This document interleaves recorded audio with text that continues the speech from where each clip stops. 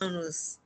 Estamos nós aqui, mais uma vez, nessa live, para resgatar, para perpetuar, para trazer sempre para o presente essa história, o histórico de vida, de tão curta vida, dessa lenda morta do rock, que é o Jim Morrison, mas que a gente não está querendo muito pensar no rock, a gente quer pensar no poeta, no que ele deixou, né, como legado poético, artístico.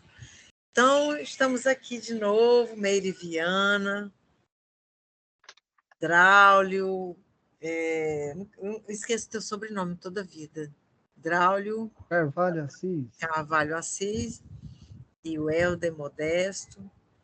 E aí nós vamos falando de temas que, ao longo das nossas conversas, vão fluindo e que a gente viu uma necessidade de falar, né? E juntar as nossas falas e fazer as nossas conexões. Eu queria começar falando sobre uma coisa que tem me intrigado bastante, e eu vou abrir essa conversa falando sobre isso, que é sobre uma descoberta minha. Assim, eu criei uma certa resistência, mas agora eu estou abraçando, que são as biografias sobre o Jim Morrison. A gente sabe, vocês conhecem, já leram várias, e a gente tem assim já pesquisado, e eu pesquisei, tanto é que eu encontrei vocês por causa das minhas pesquisas, um grande presente, um grande achado estarmos aqui juntos, mas vocês, assim como eu, que estou escrevendo um livro, nós somos pesquisadores, na verdade, sobre a poesia, sobre a arte poética de Morrison. Então, a gente tem meio que buscado essa inclinação poética, e vem as leituras, vem as dissertações de mestrado que a gente tem descoberto, e ora sou eu que descubro, ora vocês descobrem um artigo interessante, e a gente vai trocando essas informações que são muito preciosas e que muitas das quais já estão sendo citadas nos livros de vocês. E eu ainda em fase de pesquisa.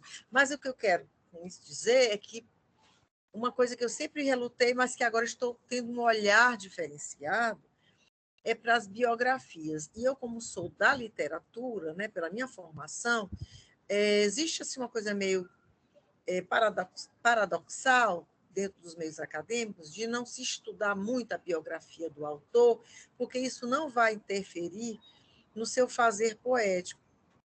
Eu questiono isso, depois eu quero ouvir vocês. Se vocês acham que isso tem a ver, se não tem a ver, se não tem nada a ver.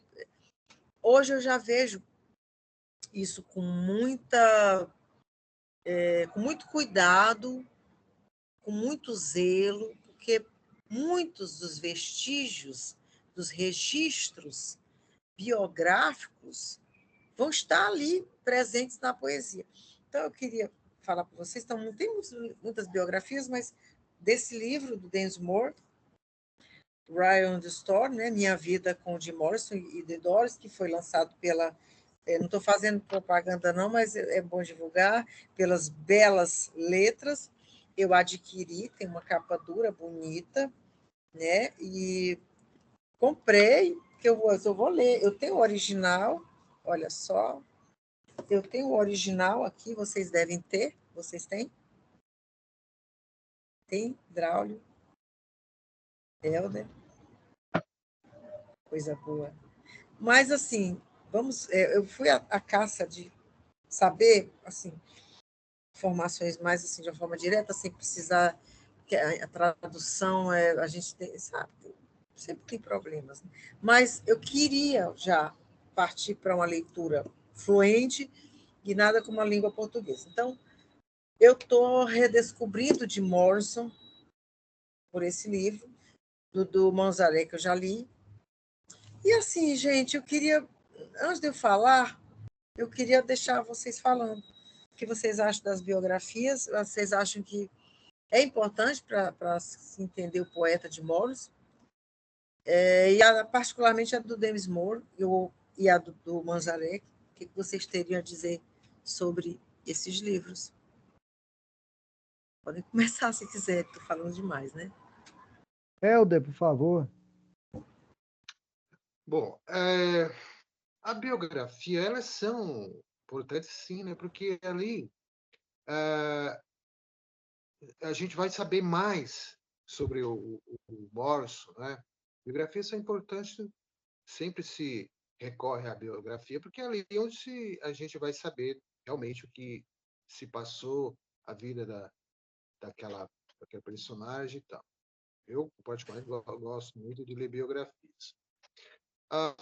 Agora, no caso da biografia do John Densmore, ela não é propriamente uma.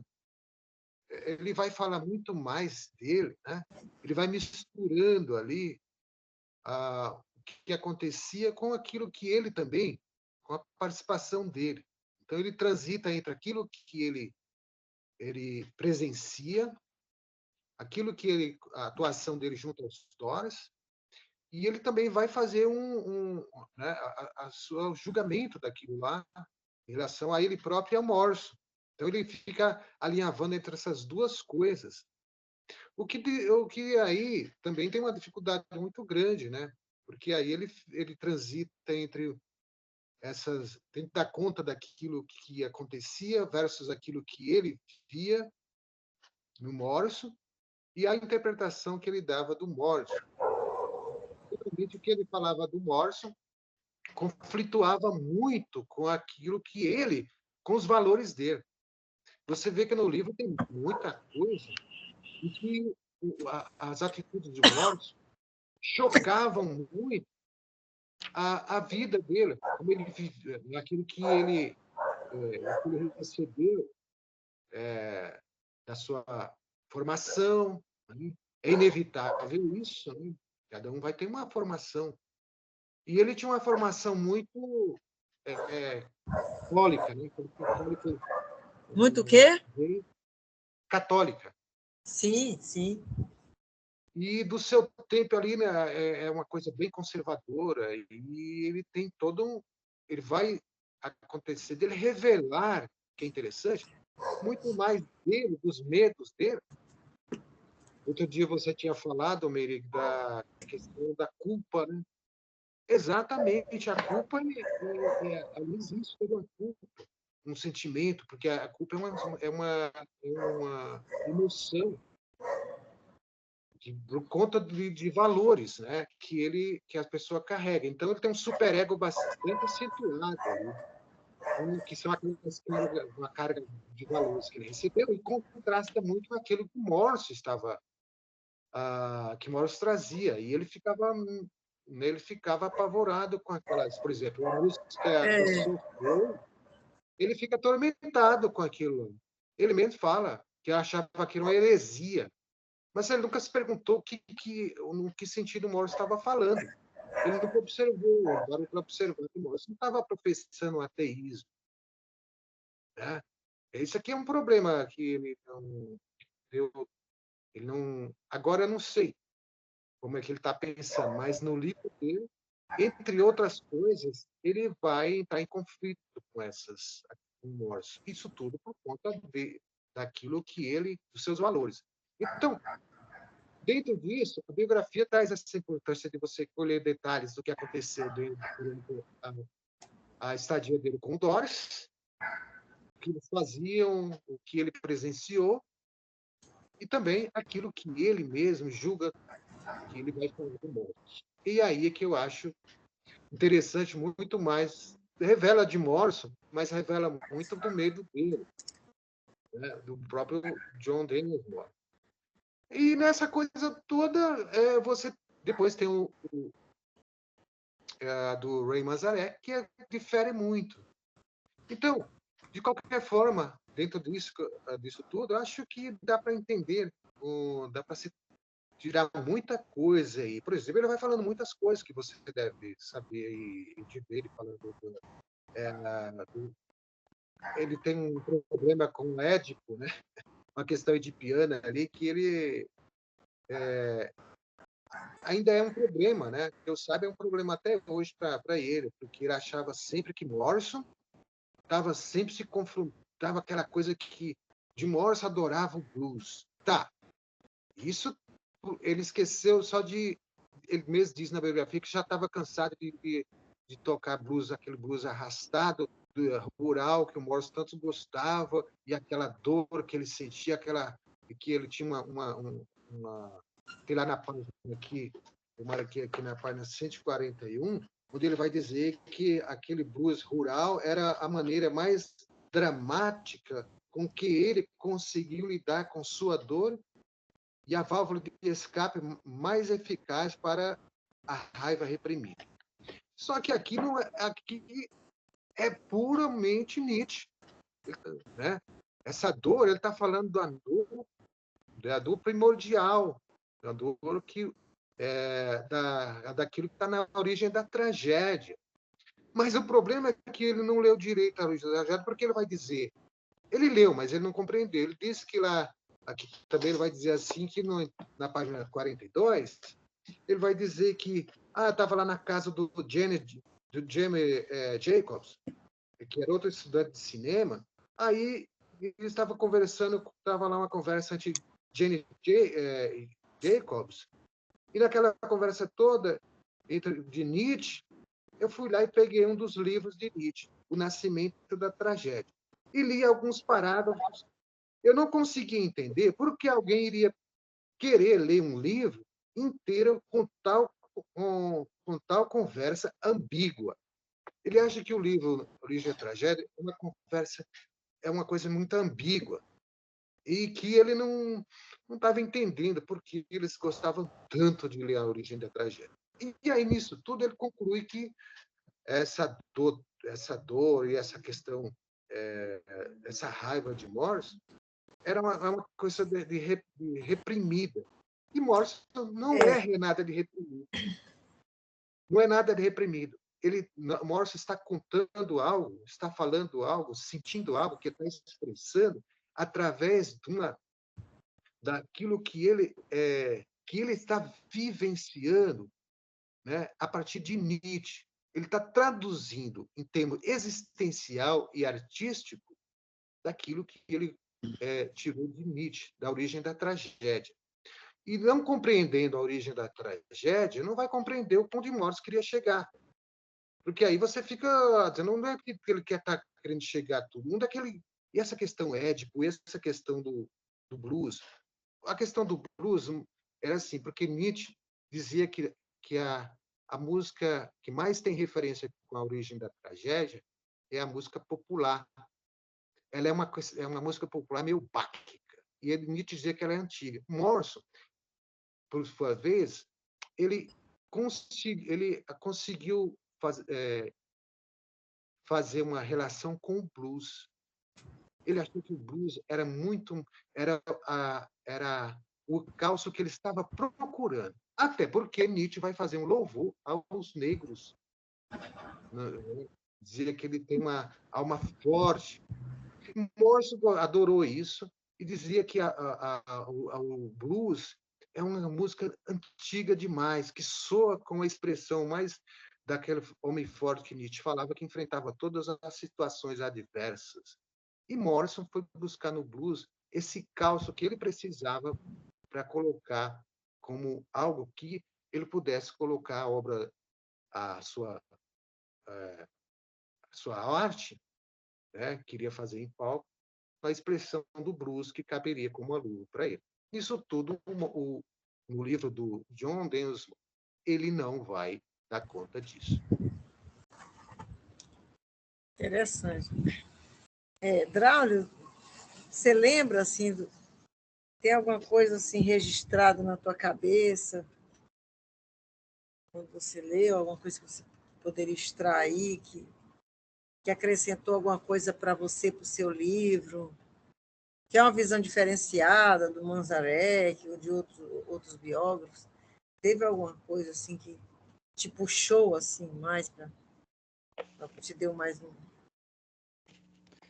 Olha, até estava olhando aqui, mas eu queria falar um pouco sobre essa questão aí que o Helder coloca, da biografia, e você trouxe como questão para a gente pensar.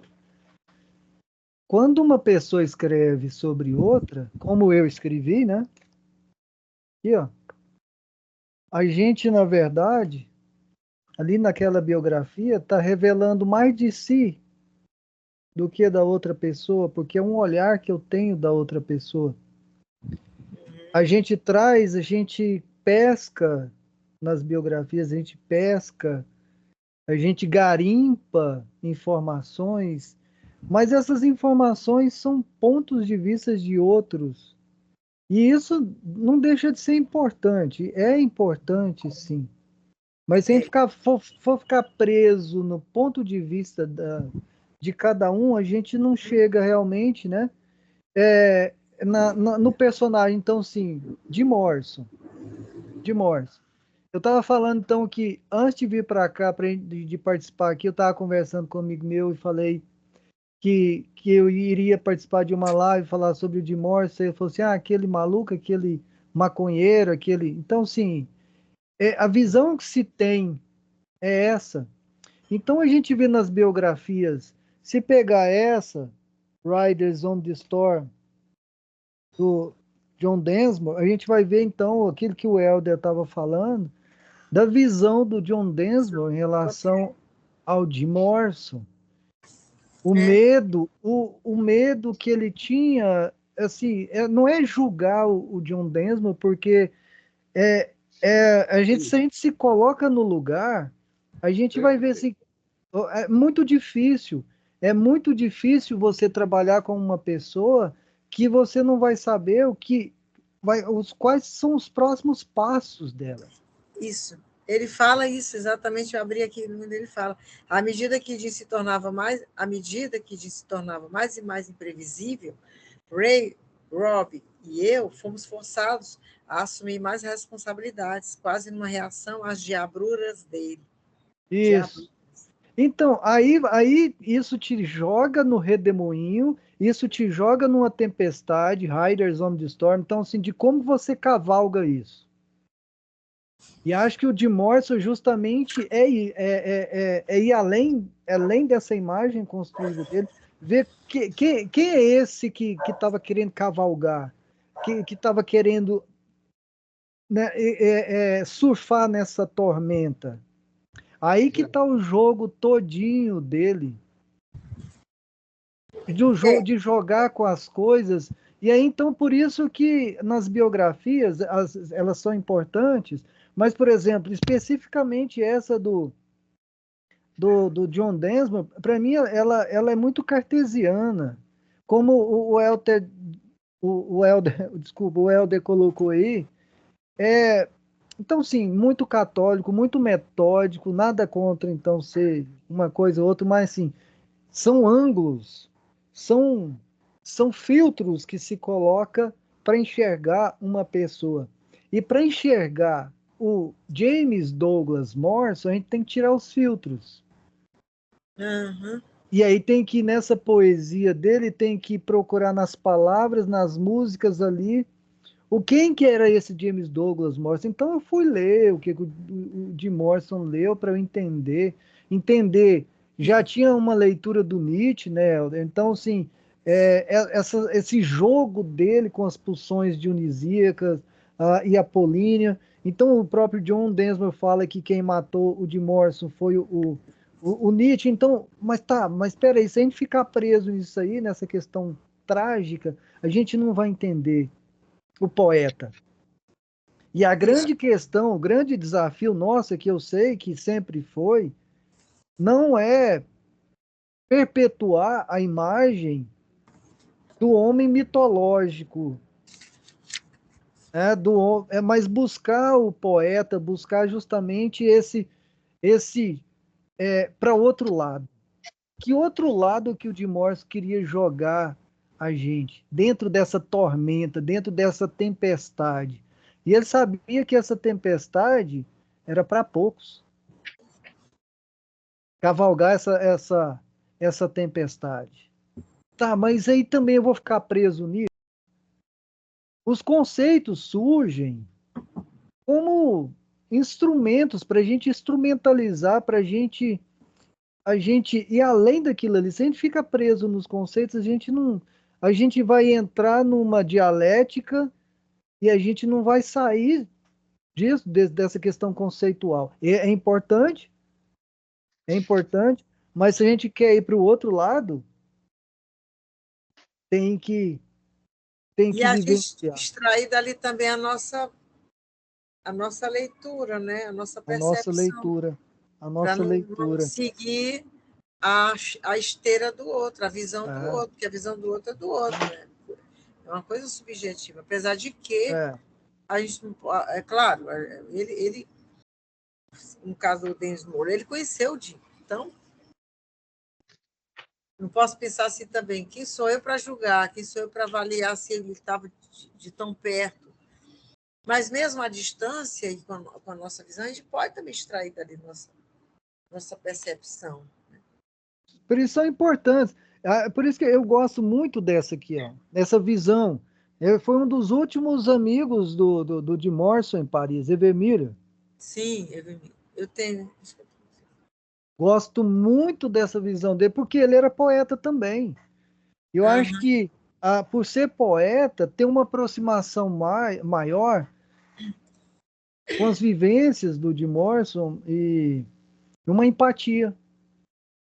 É aquela questão de se colocar no lugar do outro, não é a questão de julgar, não é a interessante. questão de julgar e falar, o de Morrison, doidão, de Morrison, É, e eu não querer acho. até ser como o de Morrison, né? Como eu tentei, já falei nas lives, né? Lá na minha juventude. Então, assim, a gente fica preso nessa imagem. Se a gente quer realmente ir para o outro lado, e o de Morrison gritava para isso, para a gente ir para esse outro lado, que lado é esse, né, Helder?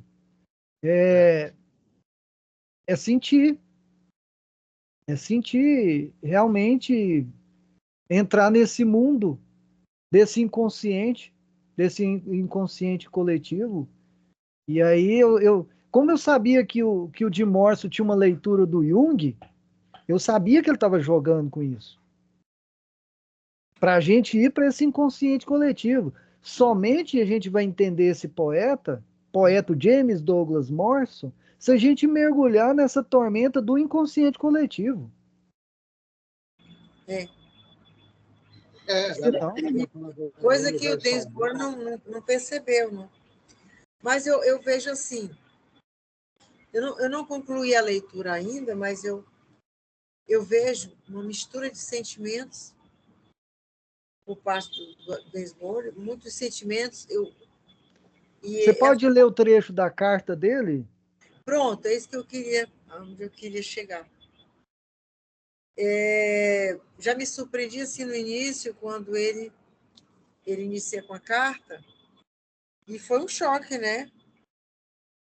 E eu separei exatamente um trecho que é muito, muito interessante. Ele fala Paris, 1975. Bem, querido Jim, bem, finalmente visitamos seu túmulo. Não posso falar pelos outros, mas acho que não vi o seu funeral porque fiquei muito furioso e decepcionado com você nos últimos anos da banda. Mas você sabia disso. Levei 3 anos para prestar condolências, me envergonho em dizer, mas estou aqui. Aí ele foi que não foi difícil encontrar o seu jazigo, papapá. Aí eu queria falar disso aqui que ele. Olha só. Vou ler esse pedaço. Não foi difícil encontrar seu jazigo, com tantas pichações conduzindo até ele, mas fiquei chocado por não haver nenhuma placa. Parece que Pan, sua namorada, ou vocês eram casados, fugiu com o dinheiro que demos a ela. Há boatos de que ela injetou o dinheiro. Você sabia que ela curtiu pó marrom? Ei, isso foi um golpe baixo. Não sei por que estou te escrevendo isso, que prova o quanto você nos deixava possessos. Estou aqui querendo destacar, né, enaltecer, destacar essas expressões que ele usa. Ou pelo menos a mim. Você deveria estar morto, porra. E aqui estou eu em um hotel remoendo lembranças em uma carta para você. Mas não me importo. Ainda estou puto e magoado. Queria ter tido coragem de dizer algumas coisas a você nos anos 1960. Mas você era incrivelmente poderoso e intimidador. Isso já Sim, abre o livro já com algumas assim, já exato, conclusões. A gente já chega a exato. algumas conclusões de como ele enxergou, como ele enxerga o Jim, né? E, gente, eu vejo muitos sentimentos. Medo, questão do olhar, né? Ele tinha medo do olhar do Jim. Tinha determinado momento aqui que o Jim aprontou todas, uma noite, bebeu todas, e quando foi no dia seguinte, ele estava sóbrio. E o Jim, aqui no livro, disse que foi o Jim que encarou ele. E ele ficou desconcertado. Mas eu acho que ele sentiu necessidade também de encarar, porque ele estava puto, ele estava com ódio. E ele, ao longo do livro, eu percebo essa raiva. E é uma raiva que eu tento buscar uma explicação, né? Por que tanta raiva? Mas não é muito difícil. A gente vai juntando, vai criando um mosaico de situações e vai construindo. E eu vejo, de um modo geral, além da raiva, eu diria que ele tinha uma fina inveja, uma vontade de estar no lugar dele. A gente sabe que o Jim era o bambambam das mulheres. E tem um trecho aqui que desolador, né? Um cara que estava buscando a sua identidade, Desmoro, ele queria estar bacaninho para as mulheres, ele queria estar, porque o baterista fica lá atrás, ele queria chamar atenção também. E aí teve um episódio que uma mulher, acho que uma negra, bonita, vai atrás de um desses hotéis que eles estão hospedados e ele segue, parece que ela demonstra, dá a entender que está interessada nele, mas quando chega lá ela quer entrar no hotel para ir atrás do Jim. E quando ela chega para o Desmore e consegue entrar, ela diz, eu queria mesmo, onde é que fica o quarto do Jim? Quer dizer, para um jovem, né, que estava ali, já começando a ganhar notoriedade, e queria mostrar sua música, queria mostrar que tocava, levou realmente muito a sério a banda, o seu trabalho como baterista, mas ele se sentia incomodado, né? Então, a presença do Jim incomodava demais. Tanto é que nos hotéis, ele, puxa vida, ele ficava, quando ele ficava do lado do quarto do Jim, para ele. Mas ele tinha uma curiosidade. Falei de medo, falei de raiva, falei de inveja, falei de curiosidade. Ele tinha uma curiosidade pelo Jim, um negócio assim, que ainda não nomearia, não colocaria nenhum nome. E ele, inclusive, tem um episódio que ele narra aqui que o Jim foi fotografado por uma jornalista que ela chamava todo mundo chamava os galãs para posar, para tirar foto, e aí ele fica incomodado porque a aparência do Jim estava muito andrógena. Isso me intrigou também, sabe? Foi uma coisa que me intrigou. Ele estava, parece, nossa, como é que ele estava tão andrógeno? Se incomodava com a calça de couro, se incomodava com a postura, com a forma como ele. E essa questão também dele ficar testando as pessoas, intimidando. Então, eu vejo raiva, eu vejo muita raiva. Acho que a raiva ela predomina. Mas também uma admiração. paradoxo. Uma admiração que eu não sei, é um paradoxo. Eu vejo essa mistura de sentimentos mas ele escreveu esse livro com muita dor, né? Com muita dor. Eu não sei se a morte fez isso, né?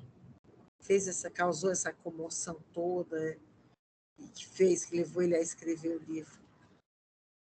Mas assim, claro, tem momentos que ele fala dele, das suas conquistas com as meninas, suas namoradinhas, sua primeira experiência sexual.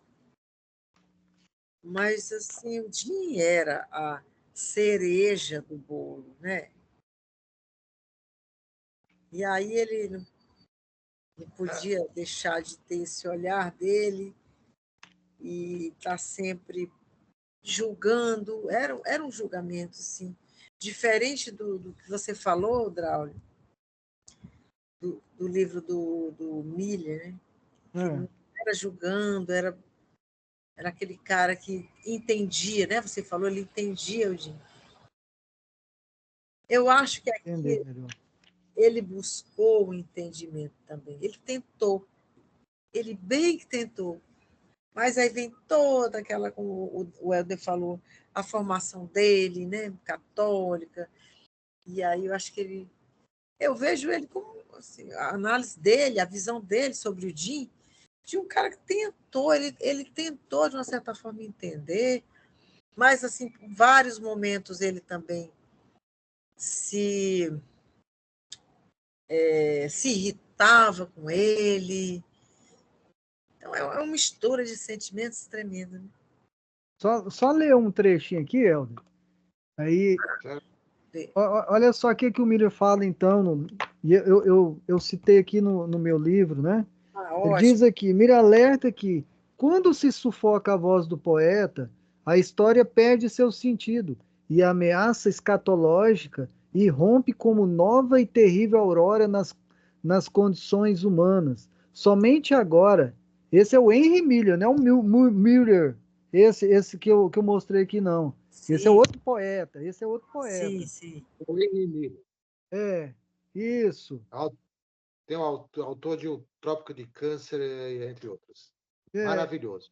a história perde seu sentido. Somente agora, à beira do abismo, é possível compreender que tudo que nos ensinam é falso. A prova dessa afirmação devastadora está aí, visível, todo dia, em toda parte, no campo de batalha, no laboratório, na fábrica, na imprensa, na escola, na igreja. Vivemos inteiramente no passado, alimentados por pensamentos estéreis, crenças obsoletas, ciências mortas. E é o passado que nos devora, e não o futuro. Caramba, eu lembrei aqui do Francisco Goya. Cronos, Saturno devorando um filho. O futuro sempre foi, sempre será do poeta. Então, assim, por que eu acho que ele desperta esse ódio, não é um ódio, mas é esse incômodo no John Densmore e nas outras pessoas?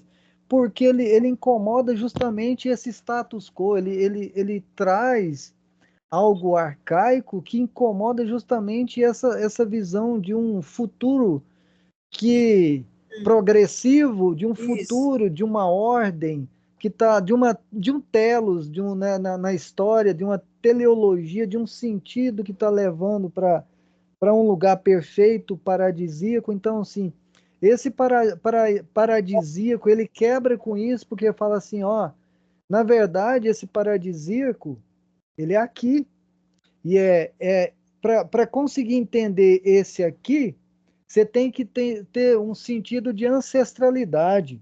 E aí eu lembro do livro aqui, ó, Ailton Krenak, Futuro Ancestral. Maravilhoso. Sim. Não é você voltar no passado, não é você querer, não é nostalgia desse passado, mas justamente esse passado está aqui. É resgatar essa imagem aqui, o Walter Benjamin também, de você salvar essa história. E eu acho que aí que tá, para Jim Morris, o que salva essa história é a arte. E o que é essa arte? É ritualizar justamente a vida, mas ritualizar como? Como ritualizar isso? É vendo que todas as coisas são naturais. Essa tormenta, ela é natural. Ela é cíclica, ela vai e vem. E a gente, nesse redemoinho, a gente está tendo possibilidade de aprender com a vida. A vida é imperfeita, a vida é trágica, mas eu lembro de uma outra obra do Matisse, A Dança. A vida é imperfeita, nós somos imperfeitos, mas nós estamos aqui justamente para aprender, ritualizar. É aquilo que a vida está oferecendo para a gente, ritualizar isso o máximo que a gente pode. Amor fati do Nietzsche. Poxa vida, eu acho que não compreenderam isso, esse que gera todo um incômodo, porque as pessoas querem um chão sólido, um chão totalmente concreto. E viver nessa tormenta aí, esse porvir, esse porvir é aqui agora, esse futuro é aqui agora. É por isso que o Jim Morrison ele não dava trégua. Revolução para ele não era uma revolução lá, não era uma revolução fora. É outra coisa que ele incomoda, porque revolução não é fora. A revolução ela é dentro para fora, de fora para dentro. Nesse processo de. Isso é tormenta o tempo todo. Riders on the Storm. É, Agora, a gente quer sombra fresca, a gente quer acomodar nas nossas crenças, nas nossas tradições, e nada contra a tradição, é renovar, ressignificar essa tradição. Por isso que o ancestral não é enrijecer o ancestral, não é enrijecer a tradição. O de Moraes traz uma nova concepção de xamã, de xamanismo. Então não é voltar a ser xamã lá como antes, não. Não é aquilo. Não é aquela antropofagia de comer carne humana, não é isso. A antropofagia de quê? De absorver essas virtudes, esses valores de todos os tempos. De todos os tempos. Interessante isso aí. Isso incomoda. Como o modernismo propôs isso, o modernismo brasileiro, a poesia moderna. É. Oswald de Andrade. O romantismo busca as raízes, mas o que que virou o romantismo? A gente tem que entender que tudo é uma tormenta e tudo é paradoxal. O romantismo tenta trazer essas raízes, mas aí o que que virou as raízes que o romantismo buscou? Nacionalismo, imperialismo, Primeira Guerra Mundial, Segunda Guerra Mundial. E quantas guerras ainda estão ocorrendo nesse exato momento? Então, poxa vida, não entender essas tormentas, não entender o poeta e sufocar esse poeta aí, ó, como sufocaram o de Morrison, como sufocam tantos outros poetas, a gente está perdendo a possibilidade de aprender, porque coloca um rótulo no maconheiro, doidão, porra louca, pronto, matou, Isso. sufocou o poeta. É, eu vejo essa Sufocou. dificuldade quando eu vou falar do Tim Morrison para as pessoas. Assim. Quando alguém faz assim, quando alguém fala, Meire pesquisa sobre o Jim Morrison, aí lá vou eu explicar. Às vezes eu me pego, eu não sei nem o que é que eu digo, vou ter que dizer, eu tenho que dizer o que é mais. Está aí, né? Como é que ele é conhecido? Ele foi conhecido, é um líder de uma banda de rock, virou poeta, e aí eu vou começar a explicar, mas é um negócio complicado, né? Porque ele já foi, toda a sua imagem já foi construída, né, nesse formato de doidão, doidão do rock. Então é muito complicado, né? Por isso que a gente está aqui, para abrir esse outro caminho, para mostrar o outro lado. Mas é uma luta, é uma resistência. Né? Eu sei que quando eu for publicar, lançar o livro e tal, eu vou estar sempre usando esse discurso o tempo todo, de desconstrução, desconstrução e construção. Desconstruir o mito, a figura que foi construída, e construir uma outra. Eu tenho que estar sempre nessa desconstrução e construção. Porque é o que já aconteceu comigo também, né? As pessoas associarem o Dinho a essa figura louca e tal. Já aconteceu de eu escutar isso de amigos. Né? Ah, aquele cara doidão. Então é complicado. Né? Fala, Helder. puxa, exato. Há uma busca constante na sociedade, há uma pressão muito grande no interior da sociedade de que os indivíduos devem, né, interiorizar aquilo que já recebeu como normalidade, como, né, é aquilo que Kremer chamava de patologia da normalidade, até Ah, adoecer. interessante falar isso.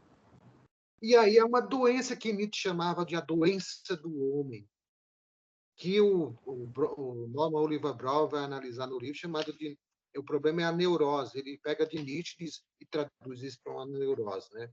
O Nietzsche diz que né, sabe, o problema do homem, desse homem normal, é que ele adoece. O Nietzsche denuncia essa doença do homem. Os homens querem viver uma espécie de tranquilidade. Toda tranquilidade, essa tranquilidade, ela vem já de um modelo dado, já é predado. Foi dado para você. No Ocidente, nós acompanhamos isso o tempo inteiro. Temos uma educação voltada para certos valores, depois a gente recebe da cultura, né, da escola, da religião ocidental, tudo isso encaminha você para formatar você dentro de uma visão de mundo que, quando você confronta com outra, ela choca. Por quê? É É, tudo que eu aprendi, é isso. Não posso é, admitir que você esteja falando uma versão diferente da minha. Porque isso, além de chocar, né, dar um choque, ela pode provocar uma espécie de... coloca você diante daquilo que o Morris falou, de uma encruzilhada. A encruzilhada é uma coisa antiga, né, que são os caminhos que se bifurcam, que você tem que escolher. Então, ele não tem saída, você sempre está vendo encruzilhadas, que é as escolhas, né? Que é o caminho que você não sabia que existia. Você pensava que só existe o seu e os outros não podem ter, todo mundo tem que seguir aquilo. Então, você recebe essa carga muito forte e quer que as pessoas se acomodem a ela. Então, aquele que é diferente, está apresentando algo diferente, isso já vai ser taxado. O Morse padeceu disso porque era um cara que, além de ter sua própria personalidade, ele tinha uma personalidade muito forte, própria dele, né? E ele não suportava que as pessoas também não procurassem os caminhos da liberdade, porque a liberdade não era aquilo que as pessoas diziam que eram, né? Falavam tanto. É tanto que essa liberdade, você faz muitas coisas, guerras, há uma guerra também dentro da sociedade, sempre defendendo a liberdade. E ninguém se liberta. Adoece. Então, Nietzsche chamava isso de doença, né? O homem saudável, para Nietzsche, tem um passado... todo homem saudável, Nietzsche, não tem história. A criança, a criança que ele carrega é que vai redimir ela de tudo isso, de tudo aquilo que ela recebe como história. E os homens ocidentais muito agarrados a isso. Tudo aquilo que nós fazemos, recebendo da escola, dos pais, todo mundo recebe como fonte histórica. Há uma história em tudo. E aí, ele está falando, o Drawley falou de uma coisa, falou do inconsciente coletivo, né? Falou a questão do mito. O Jim Morris vai buscar muitas coisas para confrontar com algo que é mais poderoso do que essa redoma que nós recebemos da sociedade, para viver formatado dentro dela. Algo muito maior. E ele coloca isso de uma forma que confronta muitas coisas. E esse confronto vai ferindo, ele vai entrando em choque. E ele cutuca mesmo. Ele diz, olha, tem algo muito maior que isso, você sabia? Por que vocês são tão assim? Ele cutucava. E o próprio John Densmore era um dos que se sentiam incomodados. Ele gostava de ver o Morrison. Ele olhava assim, via Deus. Ele gostava de ver o Apolo em Morrison, mas não gostava de ver o Dionísio em Morrison. Tudo para ele tinha que ser bonito. O discurso de Morrison, ele dizia que gostava quando Morrison falava com a retórica de Morrison com os jornalistas. Aí ele gostava, ele era Apolo. Fala bonita, homem belo, né? Mas quando ele apresentava o lado dionisíaco, ele não gostava. Então, esse medo, esse simbolismo daquilo que nós trazemos em nós próprios, não pode aparecer assim tão flagrante, né? Nós não temos isso. Se tivermos, temos que recalcá-lo. Ao recalcar, adoece o homem, fica doente. Olha, isso é uma tragédia já feita por Nietzsche, pela psicanálise, pela literatura, que vai mostrando os personagens doentes da história por conta de toda uma carga valorativa que recebemos, que um dia confrontada gera um problema, né? Morse era desses que traziam toda essa maneira de pensar, uma coisa que nós, normalmente, as pessoas não gostam, porque só lembra dele como o Drauzio falou aí, o cara falou, é o drogado, né? Bom, mas ele esquece que toda a literatura está cheia de poetas que usavam xixi. Você tem o próprio Baudelaire, você tem o Rimbaud, essa é uma lista imensa, né? É uma coisa muito superficial, essa coisa. Alguém usou isso. Ora, nós temos droga matando gente, que é o álcool, né? E outras coisas que matam, que é a guerra, né? Mas as pessoas têm essa questão de julgar muito assim, essa coisa muito simplória, olhar para o ser humano. Ele bebe aqui, ele bebe, ele fuma. Puxa, a questão humana é muito mais complexa que isso, né? A própria Mata o sociedade. poeta, né, Helder? Quando rotula assim. Exato, poeta. Exatamente, você falou da poesia, exatamente, aquilo que Nietzsche trouxe, a Nietzsche era um poeta e filósofo ao mesmo tempo, nunca abandonou isso, porque ele dizia que este é a saída, né? Não são os conceitos que vão poder fazer com que eu compreenda a dimensão da vida, é a poesia. Bom, mas isso se aprende na escola, deveria aprender, né? Mas tem uma crise muito grande hoje, né?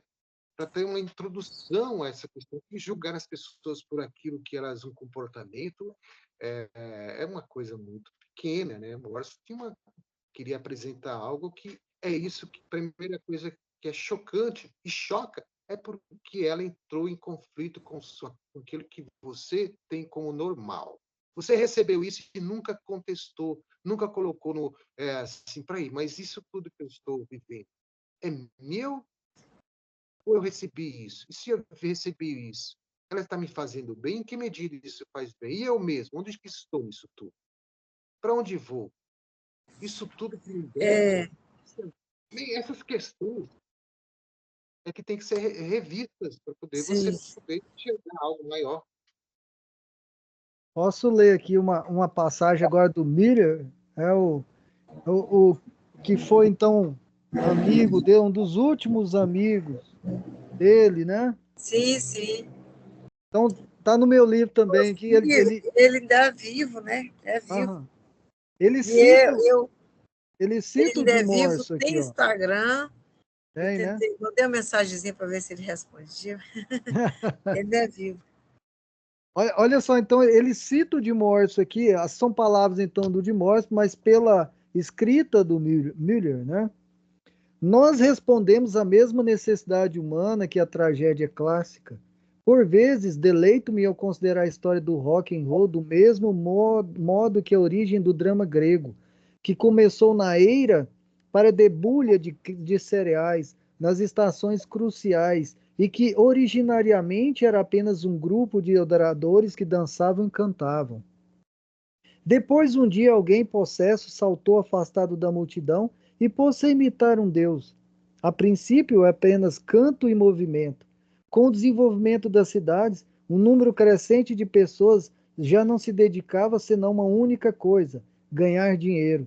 Mas era necessário continuar contato com a natureza, de uma maneira ou de outra, e então começaram a ter atores que o ganhavam para elas. Penso que o rock preenche a mesma função e poderia tornar-se uma espécie de teatro. E esse teatro aqui entra naquela leitura do Arthur, um teatro da crueldade, mas um teatro que tem a ver com o quê?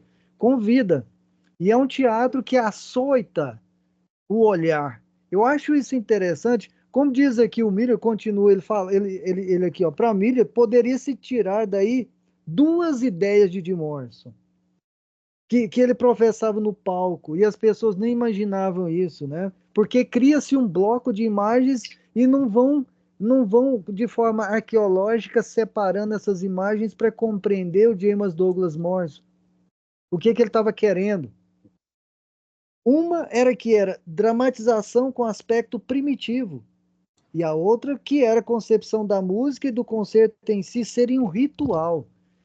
Então, aqui o de Morso traz uma questão que eu acho assim super, super interessante, que é essa coisa do primevo, do primitivo, que é uma quebra de paradigma do pensamento cartesiano.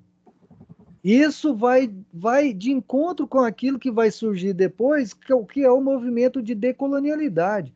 O, o de Morse estava sendo sem sabê-lo, ou não sei se ele tinha consciência disso, mas tirar daquele pensamento colonial, aquele pensamento então que diz que tudo que é do primitivo, que é do mitológico é errado, é ruim, o que é bom é só aquilo ali que vem, o cristianismo é bom, que vem com a ciência cartesiana, né? Tentando explicar Deus, racionalizar Deus, mostrar que tudo é um mecanismo criado por Deus, mas dentro de uma dualidade. O de Morse vai tentar quebrar essa dualidade.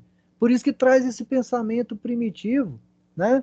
E é muito complexo isso. Aí, lendo só aqui para vocês terem uma ideia do Ramon Grasfogel, né? E ele, para poner um exemplo, el dualismo cartesiano entre humanos y naturaleza es la cosmovisión occidentalocéntrica de la modernidad constitutiva de las tecnologías del capitalismo histórico que han sido destructoras de la vida a escala planetária. Então, de como que esse pensamento cartesiano leva a um processo de autodestruição que a gente vive hoje. Aquilo que ele leu nos livros ali sobre o poder do mito, né, por exemplo, que vai dizer que o grande mito do momento, e quando ele escreveu esse livro lá na década de 80, que ele vai falar então no poder do mito, que o grande mito daquele momento era a questão da ecologia, a questão ecológica, da natureza. Mas o que eu estou querendo dizer isso? Que o de Morso trazia que essa relação do sujeito, objeto, sujeito, natureza, isso tinha se distanciado com esse pensamento cartesiano. Então, esse homem distanciado dessa natureza, ele iria justamente ver sempre essa natureza com o quê? Algo para ser, algo de mercadoria, algo para ser destruído, apenas a natureza, apenas como utilitária. Olha só de como que as coisas vão sendo interligadas. E aí, o de Morse, ele traz uma estética que não é uma estética do século XVIII. Eu estou sempre falando isso aqui. É uma estética antes da sociedade patriarcal, porque a sociedade patriarcal começa a trazer as hierarquias do belo, do bonito, do forte, do fraco. É antes. Ele está falando aqui das vinhas, das pessoas estarem dançando, cantando, ritualizando, agradecendo a vida como um todo, Gaia, mãe, e de como que isso depois foi distanciando as pessoas pensando só ganhar em dinheiro, fama, foi distanciando dessa natureza. Isso para mim é revolucionário. E a gente mata esse poeta rotulando ele de porra louca, de maconheiro, e deixa de aprender aquilo que precisa aprender. Verdade. Olha, eu abrindo aqui por acaso no livro do Marx Cano,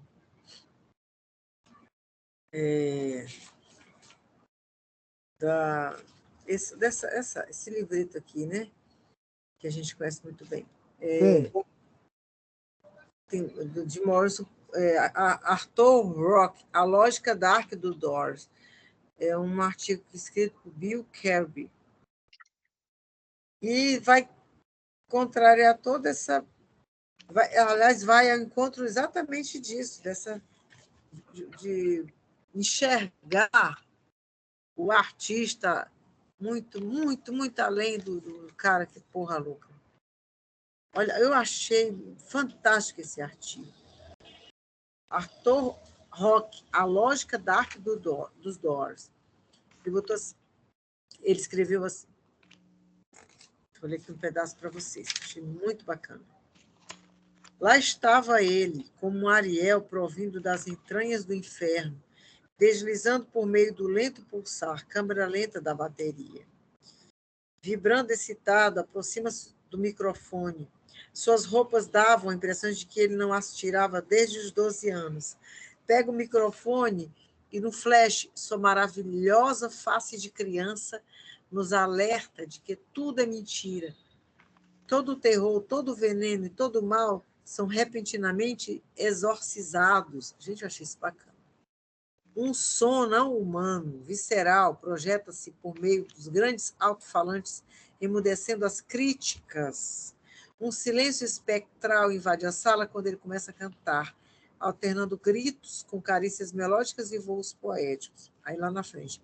O criador do Teatro da Crueldade, Antônio Artaud, descreve suas insólitas representações cênicas como erotismo, selvageria, sanguinolência, violência, obsessão pelo horror, colapso dos valores morais, hipocrisia social, mentira, sadismo, perjúrio, depravação, etc. Todos que ouviram os Doors poderão encontrar um farto catálogo de todo esse material. Arthur, nesse contexto, é mais que um simples ornamento, uma rubrica conveniente nessa música. Os Doors aparecem como algo totalmente diferente. Eu não me lembrava desse artigo que eu peguei agora, e que está aí, já é um que enxerga o Jim dentro dessa proposta teatral, né? E que não vai se ater essas minúcias e essas coisas, essas visões rotuladas. Então, só comentar uma coisa, Helder e Ney. Quando a gente lê uma biografia, tipo uma biografia dessa que vem, né, como uma tormenta aí, né? Ela é paradoxal, ela traz informação, mas ela pode preservar uma imagem, como o filme do Oliver Stone, né? De alimentar uma figura do maluco, do Jim Morrison, e de como que isso deixa de prestar um serviço no sentido de transformar, no sentido das pessoas entenderem o sofrimento, só prolonga, na verdade, o sofrimento, porque a gente percebe de como que a vida desses artistas, de Morrison, Janis Joplin, Jimi Hendrix, enfim, todos, de como que o sofrimento deles foram capitalizados. Então, de como foram silenciados, né? O que eles traziam, o que a gente tem que aprender com o sofrimento deles. Tem uma historiadora, Arlette Farge, ela tem um questionamento muito interessante. Como o historiador dá conta do sofrimento, porque a gente fica só escrevendo, a gente naturaliza as coisas. A guerra tem sofrimento, é natural. Tá, pô, peraí, vamos entender esse sofrimento da guerra. Vamos entender o sofrimento que uma cidade totalmente consumista, uma sociedade totalmente consumista, ela causa de dor, de sofrimento, de desigualdade social. Vamos entender isso. O Rever Miller traz também essa visão do Jim Morrison que eu acho muito interessante, como que ele via e enxergava Los Angeles. Uma relação de amor e de ódio Agora, pela cidade. interessante, Drauzio, só um instantinho, talvez não seja a proposta do livro do Desmond, de também querer aparecer, né? tem isso, assim, ele vai escrever sobre o Jim, aqui o título, né? Rise on the Storm, Minha Vida com o Jim Morrison The Dawn. Mas a gente percebe, diferente de outras biografias, a gente percebe que tem, talvez, o Densmore sentiu essa necessidade também de aparecer, de falar dele. Estou escrevendo sobre o Jim, mas olha eu aqui, Claro. Ah, sim. entendeu? Estou escrevendo um livro. É, sim. Então é Olha, isso. pois é. Mas tem uma coisa aí, essa lembrou muito bem o Draw, lembrou essa questão da dor, né? Essa questão da dor. Há Sim, algo, né? Essa questão da dor que ela parece alheia às pessoas, mas, no entanto, elas não podem viver sem isso até que você complete algo em você que não está completo. Duvido que você esteja se sentindo completo. Está sempre faltando algo. É por isso que estamos aqui. Está faltando algo. Mas não é que algo é faltoso no exterior, é algo que é faltoso na sua completude. Você não completou isso ainda. Ou seja, para ter aquela alegria, aquela inocência das crianças, como você existe toda uma literatura sobre isso. Nietzsche falou disso, né, da criança. Morrison falou da criança, né? Então tem toda uma questão à volta de algo. Em termos de arte, você vai transmutar isso, né? Um processo alquímico. Agora, antes disso, tem uma dor aí que o Nietzsche diz, é a dor original. Existe uma dor e antes de que você restabeleça essa unidade, você tem que passar por ela. Por quê? Porque você ainda está... Nietzsche coloca isso. É uma questão antiga, teológica também. Nietzsche estava no começo ali da origem da tragédia, ele ainda estava bebendo da metafísica, que contém essas histórias de uma separação, de uma unidade, né, precisando restabelecer. O Morrison, seguindo Nietzsche, ele dizia assim, que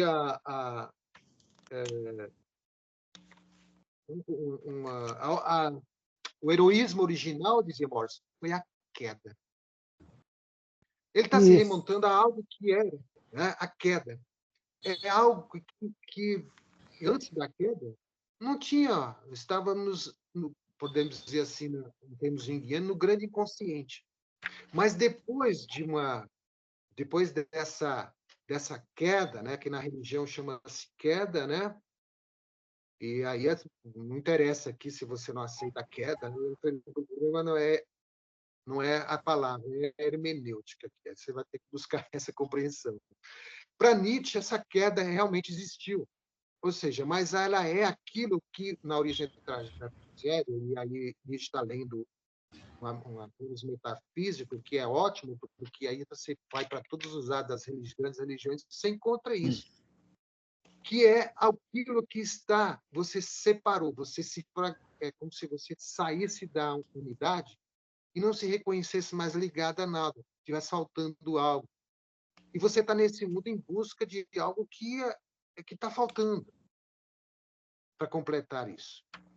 E dentro de uma tradição interessante. da metafísica, você tem que encontrar isso. Até lá, você sofre muito. E o sofrimento, tanto você sofre, como impõe sofrimento aos outros, porque você não compreende e quer trazer uma felicidade passageira à custa dos demais. E assim, engenha um grau de violência e sofrimento tão grande que aquilo que Morris colocou só com algo muito...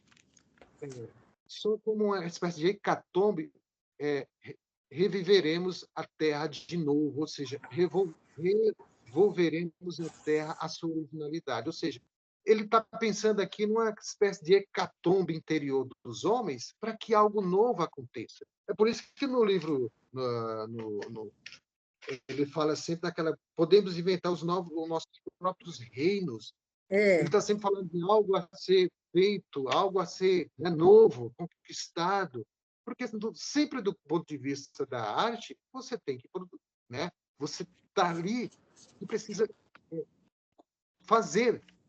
né? Você precisa lapidar, você precisa criar. Acontece que não é isso que ocorre, né? Você está em estado bruto e vai, não é só em estado bruto, vai embrutecendo. Há um embrutecimento por conta dessa espécie de sociedade, de viver em termos mais ordeiro, né? Assim, ver essa forma de legalidade da qual nós estamos inseridos, e ela vai produzindo aquilo que Brown vai chamando de doença, Nietzsche vai chamando também a doença do homem, né? Então, há uma denúncia muito grande dos poetas, da arte, para isso. O próprio, a Meire falou muito bem do Leonardo, que quer confrontar isso no teatro e mostrar tudo isso para uma espécie de catarse depois de tudo isso. É preciso ter é preciso ter aí, pensando nisso, uma estetização da vida, né? Uma estética da existência para poder lapidar isso tudo que ainda é bruto no ser humano e que isso tudo só aumenta a dor. Porque, veja bem, o sofrimento humano é muito grande na Terra, né? Mas isso, em termos, digamos, mais metafísicos, isso tem todo aquilo que o Morse falou aqui, né? O Morse falou, ele pegando Nietzsche aqui e outros, como eu havia dito, né? Que o heroísmo original foi a queda. Ele está remontando isso. Olha, você não passará. É como se a gente pode abrir o leque aí. Você não pode passar por uma porta larga. Ela é estreita. E ela vai caber, vai passar na medida em que você conseguir fazer com que ela abra mesmo para você passar. Porque ela não vai se arrebentando, você não vai passar. Não há como arrebentar a porta. Você vai ter que fazer isso. Vai ter que... Nietzsche colocou isso em termos de arte, né? Você tem que fazer em termos de arte de tal forma que embeleze isso, que transforme-se. É a transformação. Inclusive, está no Zaratustra, lá, quando ele coloca isso no Zaratustra, ele vai colocar isso como um perigoso passar para o outro lado. É outra parte aqui que nós bebeu, mas que tem toda essa questão essa questão da dor aí, essa dor ela tem que ser confrontada até que você encontre essa paz ou algo que seja muito maior do que isso que você recebe e guarda isso como uma relíquia que você recebe da sociedade, né? E na verdade ela esmaga. E olha o que o Jim Morrison diz aqui, olha só você falando aí, Helder, essa coisa do outro lado. Na verdade, quando a gente fala do outro lado, a gente já entra numa dicotomia, e não é uma dicotomia esse outro lado. Não é uma dicotomia. É paradoxal. Olha só a poesia do Jim Morrison aqui.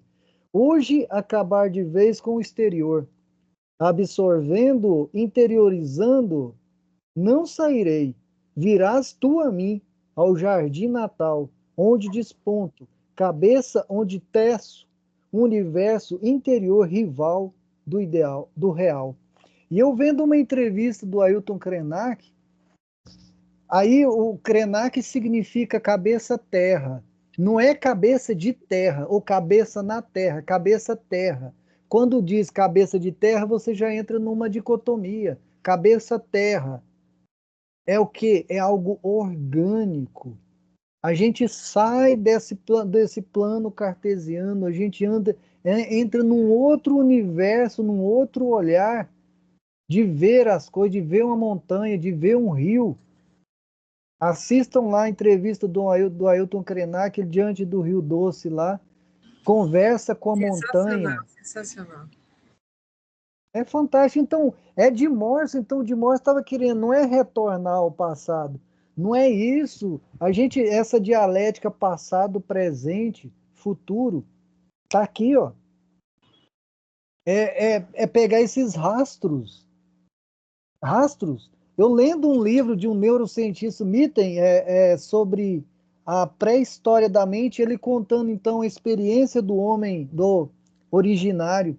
Ele olhava para o rastro de um animal, ele sabia pela sua vivência que aquele animal era fêmea, se estava grávida ou não, que horas tinha passado. Vivência, rastro.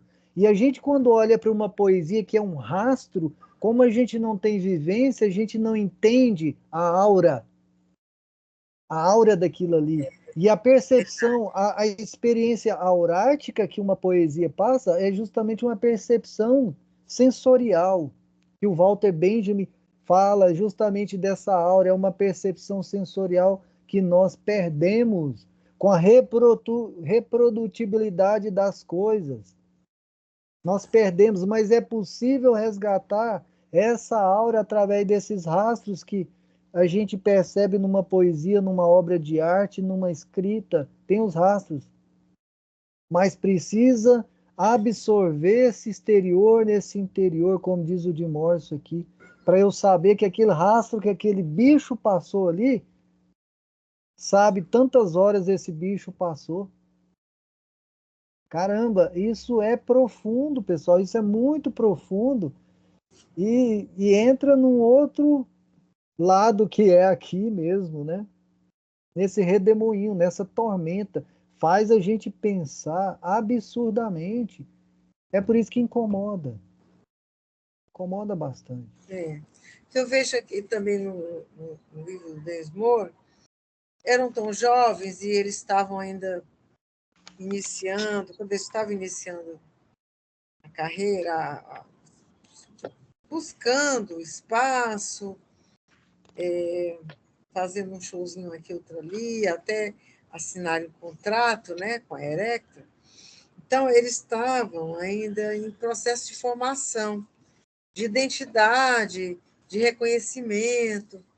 E eu acho uma coisa interessante que o Dennis Moore, que também estava buscando sua identidade, mas ele viu de também se construindo e se transformando.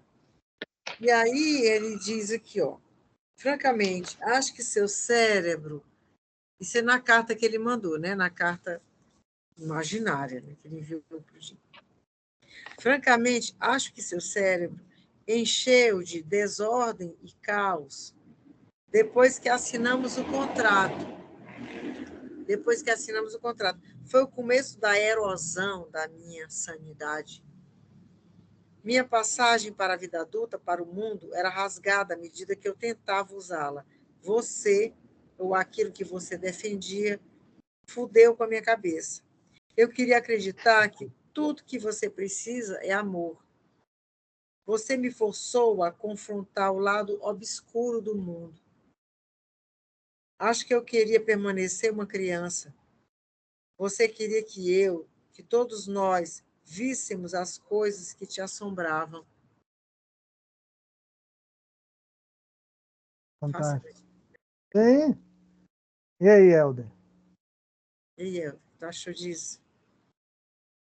Não, O lado obscuro do mundo, né? Você me forçou a confrontar o lado obscuro do mundo. Demis Moore o disse lado isso. obscuro, mas é bom, mas eles que estavam lá no curso de psicologia, eu devia, sempre que psicologia não ajuda muito lá o curso iniciais. O Jung dizia aquele que pensa que está fazer as coisas ou que pensa estar refletindo a luz nas coisas que faz, né? Esse aqui é o perigo do mal, porque antes de tudo ele teria que ver primeiro o escuro, as sombras, né? O Morris gostava de ver isso. Aliás, ele estava trabalhando em algo daquilo que ele mesmo falou, é preciso começar confrontando isso e aos poucos, um processo alquímico, né? Fazer uma transformação. Mas como é que essas pessoas iam no show, o mês aí, né? Elas não iam ter essa compreensão disso. Ele estava querendo trazer para a realidade algo que era inconsciente das pessoas e da realidade. Então, isso que confronta, isso que parou para o John Densmore, né, é que ele realmente viu de perto, e alguém que convivia com ele, mexendo, lidando com essas coisas, na qual ele dizia que era melhor o estado de infância ou alguma coisa assim, que não oferecesse tanto perigo. Embora isso realmente colocava em perigo aquilo que ele É, resguardava, né? inclusive ele estava sempre se sentia muito incomodado e inseguro, porque quando a banda estava decolando, o Di fazia uma loucura, se metia numa confusão e tudo, e ele tentando, querendo estar dentro dessa normalidade, né? Achando que podia, enfim, para ele, o sucesso, o êxito da banda era manter um nível de normalidade, tudo que o Dino fazia. Então, ele ficava, era um confronto constante com a imagem do Dino. E eu acho interessante porque víssemos as coisas. Assim, ele não queria, ele não, ele confrontava com o Jim e buscava esse entendimento, mas ele se sentia meio que atraído, né, pela figura. Era assim um misto de repulsa, mas também sabe, de sede, de encantamento.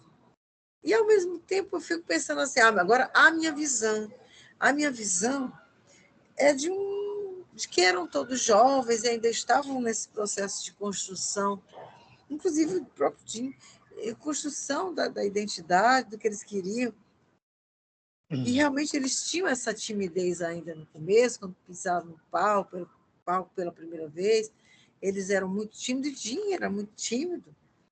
Então, o Jim, ele não começou assim, ele não já foi. Não, ele foi muito devagarinho. Ele não foi de uma vez, ele não cresceu de uma vez, ele não já chegou, na primeira vez que pisou no palco, para, sabe, eu vou aqui, cheguei para revolucionar, para mudar as cabeças. Não. Ele muito timidamente, o James Moore fala isso. Eles estavam muito imaturos. E então, assim, o Jim foi se construindo, o artista, né? Ele foi se construindo aos poucos. E aí foi aquele misto, né? De que ele estragasse tudo. Ele tinha medo, né? Ele tinha medo de que o Jim estragasse tudo. E ele se sentiu muito incomodado quando ele disse que, numa entrevista, que tudo que dizia respeito ao caos, né? A tudo que diz respeito, como é que ele falou? Tudo que diz respeito ao caos e à desordem me interessam, né? É a Ele se revolta. sentiu incomodado quando ele deu essa entrevista, que ele falou isso. Desmoro odiou essa declaração. Porque É, isso, para ele, nossa, isso vai. Sabe, não era talvez. Ele queria uma banda de rock, ele estava ali para tocar numa banda de rock, mas ele não imaginava. Acho que ele imaginava que tivessem todos dentro daquele padrão de normalidade, né? Mesmo sendo um artista de rock. E o Jim não quis saber, ele falou mesmo, falou isso. Ele queria desordem, ele queria promover desordem. Mas que desordem? Então, Desmond não entendeu nada, nada. isso perturbou muito o relato, essa narrativa do John Densmore mostra muito bem em que ele chegou em estado bruto. Então, assim, ele vinha de uma família muito tradicional, católica dos anos 60, ultraconservadora ali, e os Estados Unidos naquela época mesmo, né, era uma época de repressão ainda, né? Essa coisa da repressão hoje não existe mais nesse sentido, mas tinha tudo aquilo. Ele mesmo fala que ele levou o disco para os pais ouvir e ele ficou temeroso do que o pai ia ouvir em The End. E ele ficou assim, né, quase Ficou, que numa pirada. levou o disco para mostrar para os pais, né? E É, os pais ficaram faixa por faixa, foram escutar, ele estava nervoso. os pais É, escutando, né? O filho, olha só, o meu filho está aí, famoso.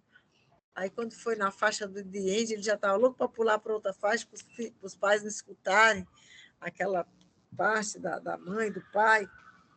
E aí, porque acabou tudo. Então, ele ficava exato. angustiado. O que choca, exato, porque ele não tinha perguntas, e o Morrison tinha. Acontece que Morrison era aquele cara que estava procurando uma coisa que ele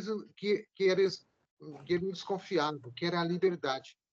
Só que a liberdade que ele entendia era aquela que você cresce atado, né, com aquela ligação umbilical que ainda não foi rompida, e aí chega a idade adulta, você ainda não cortou o cordão umbilical, e ele queria viver naquilo lá, naquela coisa, como ele mesmo diz no livro, né? Ah, os Beatles, eu queria ser como os Beatles, né? Viver naquela coisa de paz e amor, ou coisa assim, né? E o Morrison vinha lá com propostas outras, né? Só que Morrison estava falando de liberdade. Mas para chegar na liberdade, né? Não vai ser dizendo assim, ah, vamos fazer algo, ah, vamos cantar lá, vamos ver o show dos Beatles. Não é essa a liberdade, né, que você Não, imagina que né? ela, né? Ele estava falando, antes de mais nada, Morse estava falando de liberdade. E aí ele vai tematizar essa liberdade por meio de arte. Ele não vai falar de É, liberdade através de conceitos. Ele não vai conceituar. Poucas vezes Morse falou disso, só quando era espremido mesmo para falar, ele falava alguma coisa. Mas ele falava mais em termos de arte, em termos da mística, em termos transcendental. E aí a arte era o grande Deus, ou seja, a poesia, a arte, o palco. Ele queria falar dessas questões que o homem está cercado por ela, ou seja, ele tem traz isso consigo, e o Morrison queria sim. estava propondo essa forma em termos de arte. Para John Denver, por exemplo, foi um baque, porque por conta de todo como já falamos, né, ele vem dessa cultura que ele recebeu dos Mas, pais assim, e eu vejo também por parte de Densmore, em alguns momentos ele buscou realmente entender, saber que estava diante de um poeta. Quando ele diz aqui, ó, é quando começamos, sua voz era fraca e você era dolorosamente introvertido. Este aí, o próximo Mick Jagger, eu pensava. Mas havia algo fascinante em você, seu amor pelas palavras, sua convicção audaz de que era poeta. Eu nunca tinha ouvido falar de ninguém que tentara colocar poesia no rock and roll. Para mim, Moonlight Drive foi revolucionária, uma canção de amor psicodélico. E aí ele vem falar da beleza, né? Que você era incrivelmente bonito, me fazia lembrar o David Michelangelo. Eu sentia que você era único, mas não agia como um típico vocalista arrogante, com quem eu estava acostumado a trabalhar nas festas, casamentos e bares onde comecei. Quando te vi brincar com o cabo do microfone pela primeira vez, naqueles primeiros ensaios, pensei: como é que este cara vai empolgar um público se está tão preocupado com a droga do cabo? Eu só não tinha me dado conta de que você estava encontrando o seu caminho e de que, no fim das contas, quando você encarava o público, o cabo se transformava numa cobra. Eles ficavam absortos com cada movimento seu, mas até aí nós também. É isso, né? Ele se chocava, ele não entendia, tinha horas que ele até buscou entender. O que, na verdade, de fazer era teatro. exato, teatro, colocou bem. O próprio Ray Manzarek dizia, cara, antes de tudo, Jim Morrison era muito, É, mas muito bom dramaturgo. Ele exato. representava. Era preciso, Morrison tem que estar atento a essa questão da arte, porque o artista que vai, e ele conseguiu fazer isso de uma forma incrível, eu acho, né? Porque É, ele mesmo colocou isso em palco, ele colocava ator, ele colocava Nietzsche, ele colocava William Blake, Existem muitas passagens lá no começo da banda que ele recitava no palco o Blake e na biografia aparece como perdido. Ninguém conseguiu registrar aquele momento em que a banda tocava lá e ele recitava Blake. Então, tudo isso reflete aquela a arte que é o que Morrison estava fazendo em palco. Ele estava propondo uma arte libertadora, É, confrontando muitas coisas que, se você não conhece um pouco de arte, nada, ou não conhece nada, vai ser difícil. Você vai se comportar igual aquele dono do Oasis, que é Gogô, que saiu quase que bate no Morse, porque ele estava citando a parte, né, onde ele estava falando a passagem de Édipo, né? E o cara ficou possesso. Como é que você vai matar o isso. pai, cara? Né? Aí foram acalmar ele, explicar que ele estava falando da literatura grega. Eu acho que o cara não compreendeu nada, mas todo mundo estava falando em literatura ali. Deve ser algo mesmo, deve ser. Acalmou o cara. Então, muitas coisas que mostram. Muito não, aquilo que Morse estava propondo é realmente confrontando algo a partir de uma representação que ele estava fazendo, né, em palco e na vida, através da arte. É isso que muitas vezes a pessoa não. Isso a, a arte vai ajudar, a literatura, né? Para saber que o teatro, a representação, ela não é aquela que você vai ao teatro, paga uma entrada para ver o teatro, né? Aquilo é uma representação, onde você é só um espectador. O teatro antigo da Grécia, você não era espectador, você participava. Existia algo ali em que você mergulhava Uhum. em algo que estava encenado e fazia parte daqui. O espectador aqui não. As pessoas querem algo, né? Como Viz Caetano, um dia no show do Caetano, ele falou: aos ricos aqui chacoalhem suas joias. Eu não sei como é que tem coragem de falar isso, mas ele falou isso. Como é?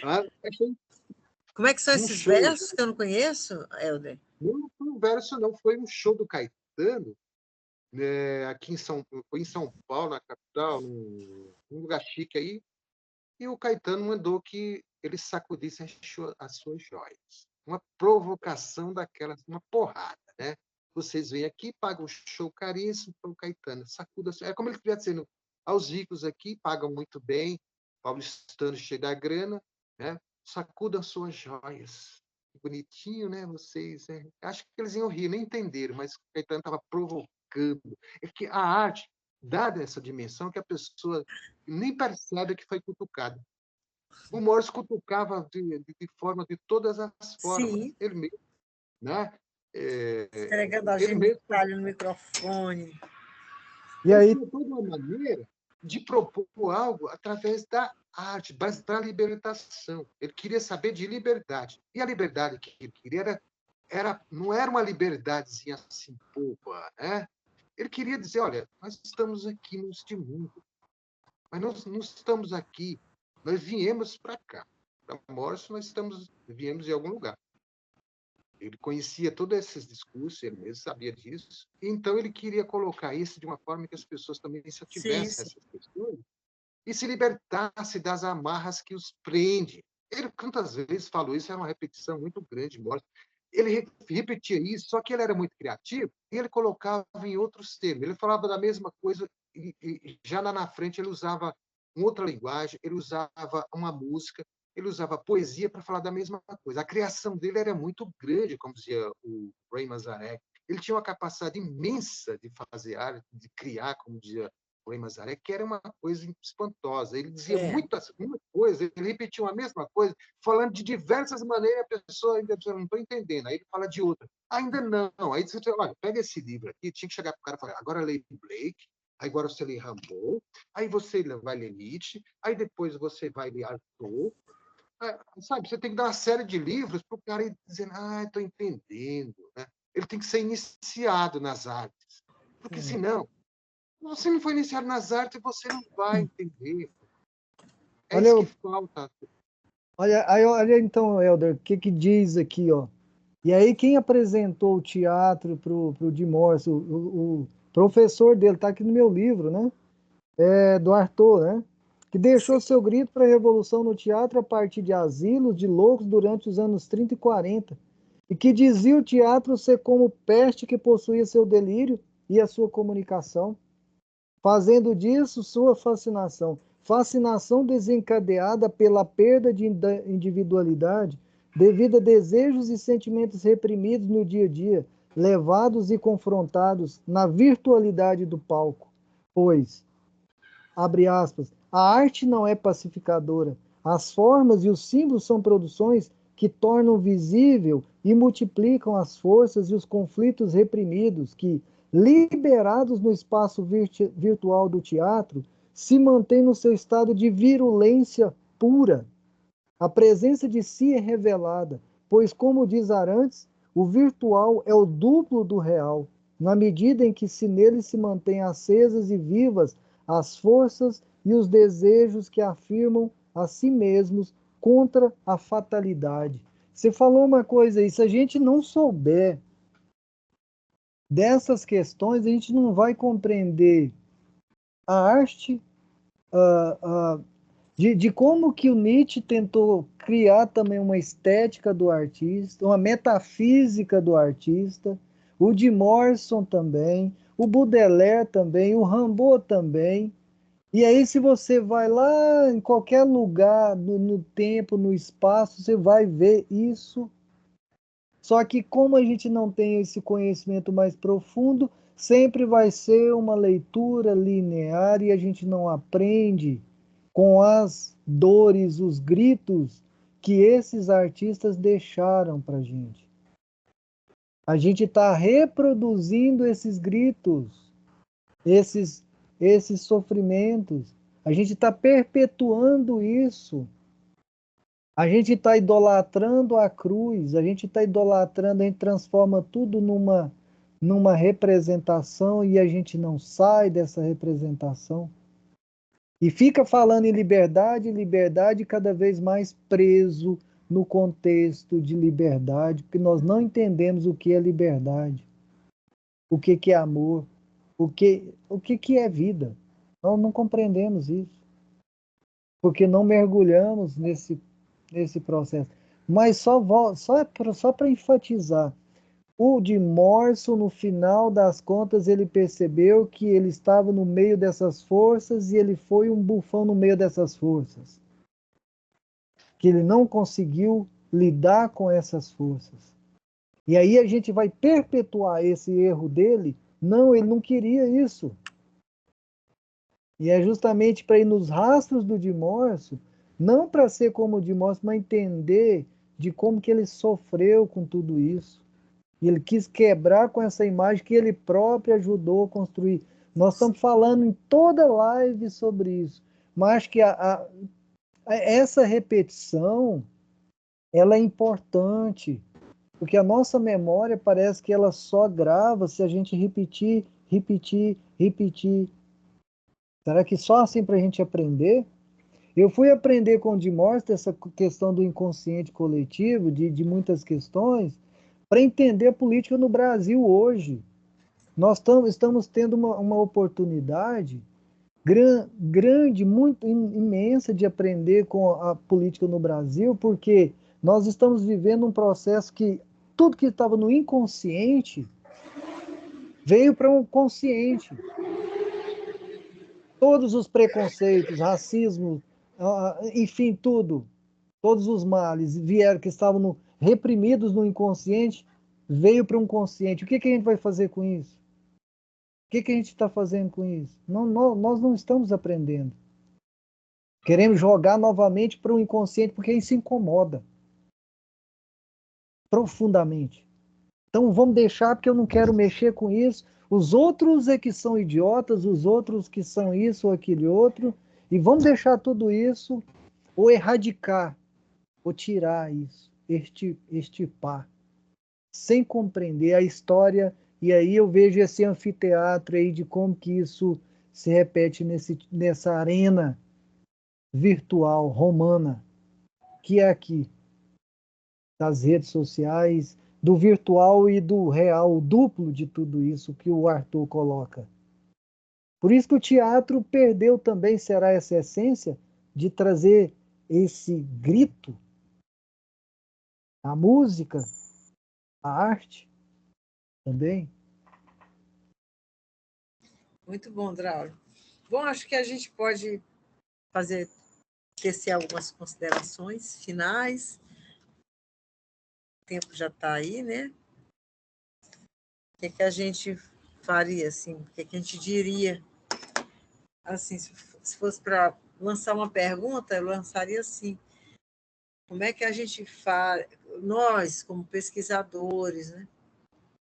Que contribuição a gente poderia dar para que pudessem enxergar, né, o poeta, ver o outro lado e levar isso ao conhecimento das pessoas?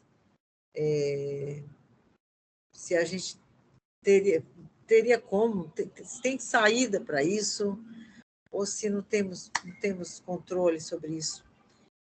Porque está aí. Esse livro do Ensmore é o Bambambam, é o que está sendo divulgado nas redes. Talvez as pessoas não queiram saber, mais uma vez, não querem saber, do poeta que está aqui por trás, e sim do Loucão, né? Mesmo com a sensibilidade que o Ensmore apresentou em alguns momentos, mas eu acho que a curiosidade sempre é a mesma, pelo cara Loucão. Então, será que tem como a gente conversar, mudar a cabeça das pessoas, fazer um trabalho de reconhecimento, ou acha que isso é em vão? O que vocês acham? Como é que a gente conseguiria? Porque eu sei que eu vou enfrentar isso quando eu lançar o livro, né? Vocês passaram por isso? Tiveram que ficar desconstruindo e construindo imagens? Ou não foram atrás disso? Helder, Draulio. Helder. Olha, para a gente fechar hoje, né? Porque senão nós vamos ficar a noite toda aqui, que isso para mim seria ótimo, não tem problema nenhum, mas tem um tempo para a gente, né? Mas, assim, eu diria que dentro disso tudo, você pode ter contra muitas coisas contra o Morrison, isso não me interessa, se você tem ou não. Me interessa a sua narrativa, me interessa o que você consegue falar.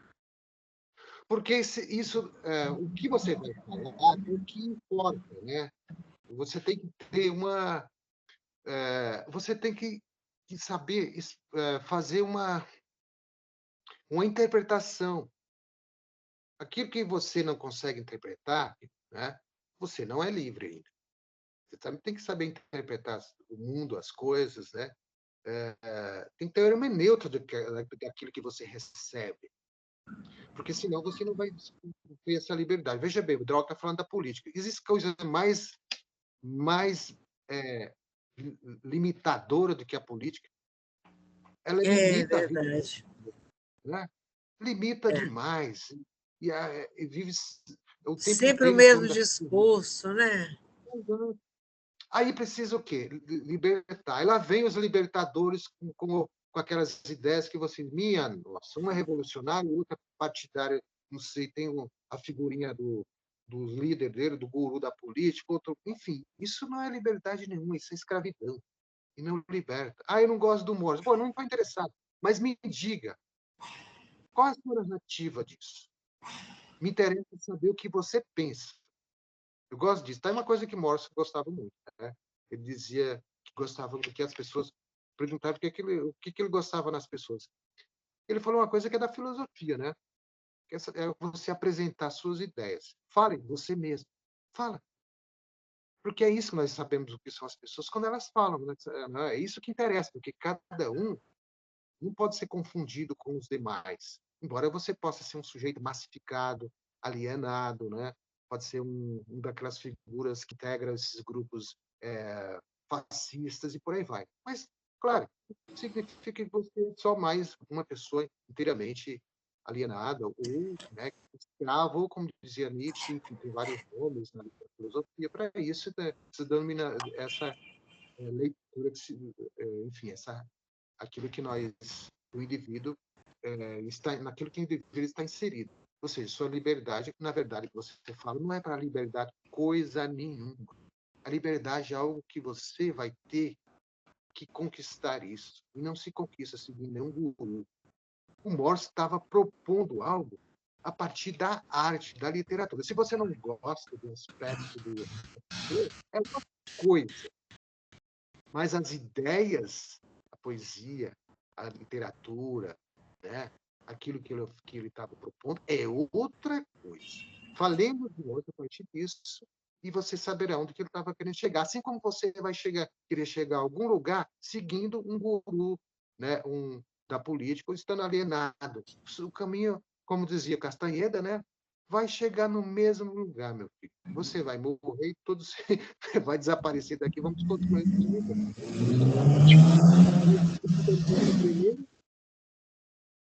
O que interessa é a liberdade. Para mim, é o fundamental. Desde a filosofia, nós só podemos... Desde lá, quando Morse disse assim, naquela frase que ele ter no poema dele, né? Que tem esse poema que eu gosto muito, que ele vai falar que o heroísmo original foi a queda. Está lá no Gênesis. Para quem gosta de...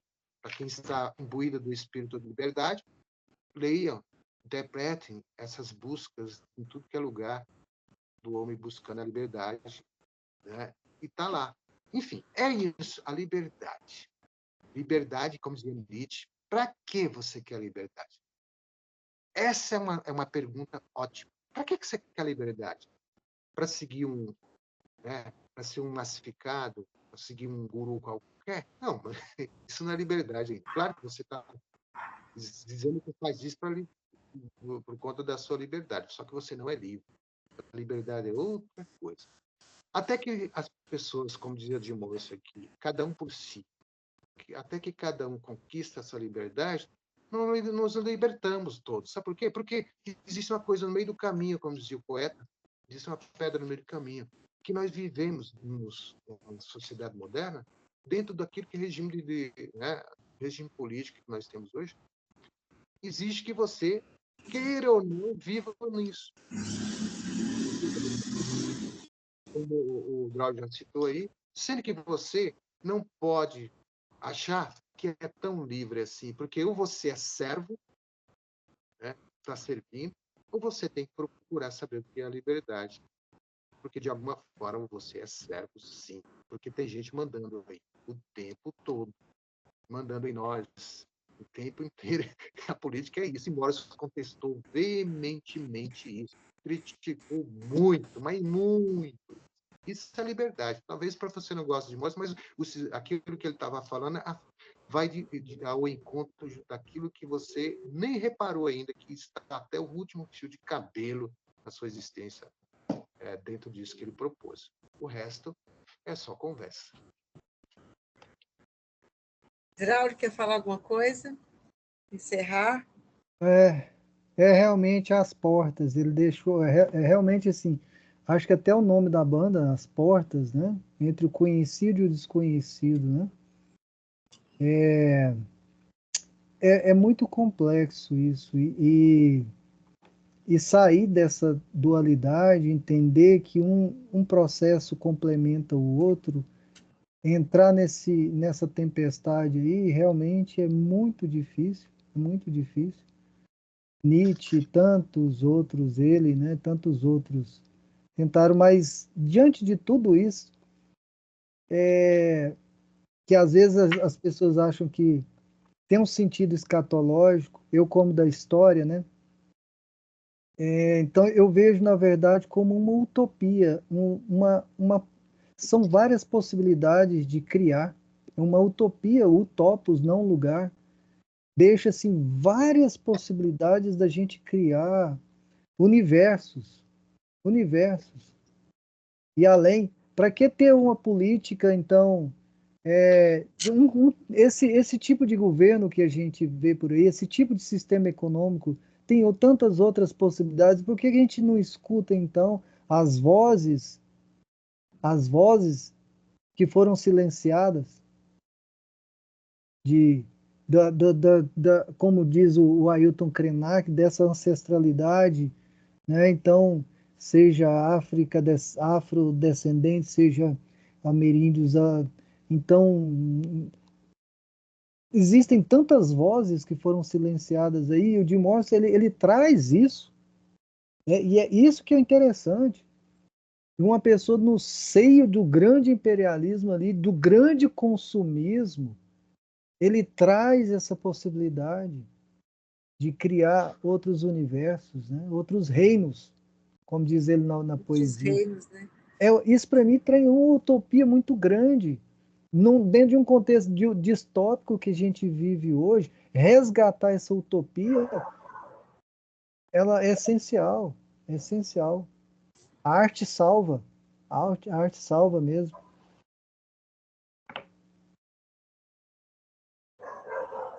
Que a gente encerra a nossa live. Obrigada, Draulio. Obrigada, Helder. E até a próxima, né? Obrigado. Abrindo as portas da percepção.